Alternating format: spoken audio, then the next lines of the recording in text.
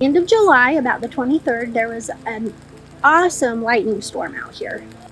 But the fire got started on the Hells Canyon side, and it came up and over the mountain. It wasn't until you left here and went up that mountain that you could see the fire up there. You could see active flames, and that's the last time I saw Cuprum for 2 whole weeks. Right here at drop point 30, you see the community of Cuprum. That's a huge priority for us. Firefighters have spent the last 3 days working in that area, doing point protection. There's 20 or 30 residents that live in that area. Just a scary feeling that, like, you know, we might come back and there's no home left or nothing, so it was kept just bearing down on town and stuff, and I know they were doing their best to keep it away and stuff, and then they decided to do a burn above the ditch up here. I knew from a previous fuels project that we had going out here, there was a ditch above Cuprum that flowed with a ATV foot trail above it that would be a good place to burn off of. With talking with operations, what we decided was it was safest, given some incoming weather, some more variability in the weather, to just have good quality black right up to the backside of Cuprum. We were watching the fire, trying to go direct, and just kind of with that point protect strategy of the fire's coming, here's Cuprum, we want to herd it away from Cuprum and around. We split up and started burning off the ditch. Part of the decision going in to do this firing operation was I had really high confidence that it was going to be successful. We wouldn't get a lot of torching, we wouldn't get a lot of ember wash or concern as far as spot fires below the control line and amongst the structures in Cuprum.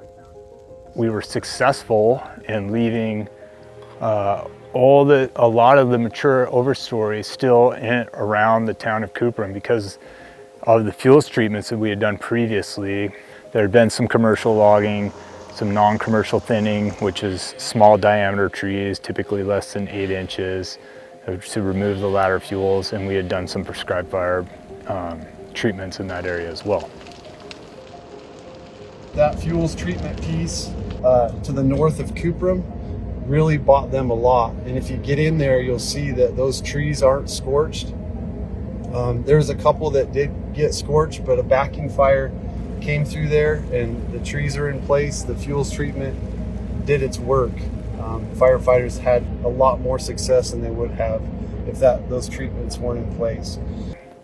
That also ties in with the fact that the community itself has done some treatments to protect their own ground. Most of Cuprum maintains a well-manicured, watered lawn within a forested ecotype, which helps for their defensible space. Some of the landowners have done their own treatments and brought in their own people.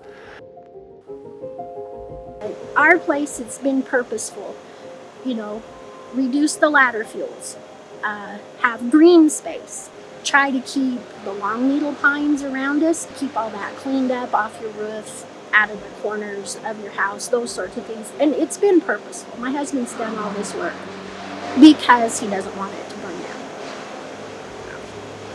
Yeah, anytime you can do something to mitigate fire, you know, thin it out and, you know, protect it like that, or make it so you have a fighting chance to put it out, I'm all for it, you know. We used those treatments along with timing of the time of our burn with the high RHs, the low temps, and the probability of ignition being lower, that we were successful to keep most of the fire on the ground and spreading away from the community. Glad to be back home.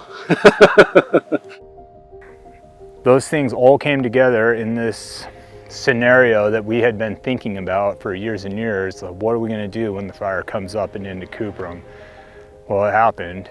We had the plan, we developed the plan, we executed the plan, and it worked.